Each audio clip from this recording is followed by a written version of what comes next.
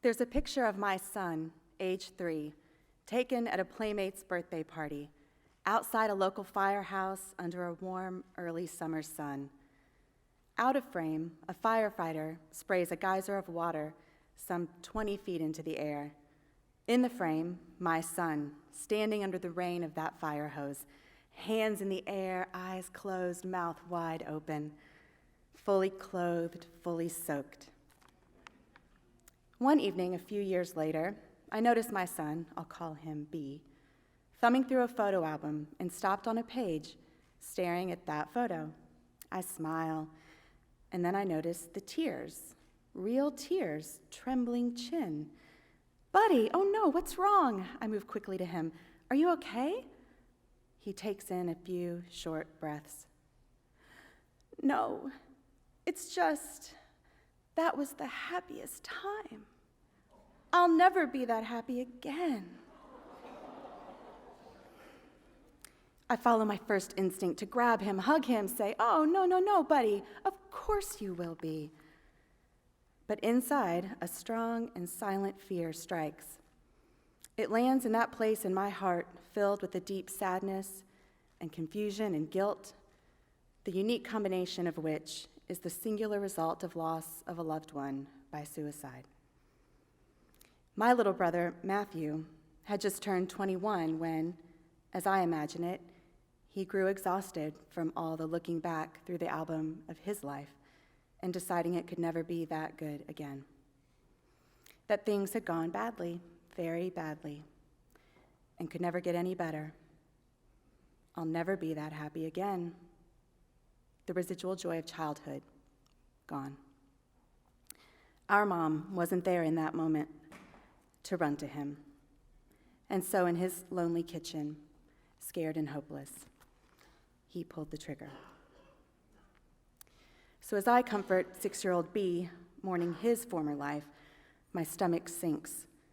Quiet panic sets in, and I consider, as I often have since the day he was born, the inherited curse. The one that begs, how will I keep you alive? Because after all, isn't that my one and only true charge? Keep him alive. I've considered some hard questions along the way. How will I do it differently than my mom? Better, even. How do I make sure that history does not repeat itself? Because, in fact, it already has. It was her father first. Death by suicide when Mom herself was just a young mother. Then her son, my grandfather, my brother. Not my son. But how will I make sure? Well, the first rule seems simple. Love him unconditionally. Love manifest through comfort, sustenance, and celebration, no matter how he fails. But that's what she did. Every birthday cake baked, every rule set, and every punishment handed down, Mom did it all in love. So I'll encourage his best self. Straight A's and home runs or not, I will accept him as he is so that he will too. But that's what she did. Tough love came without ridicule.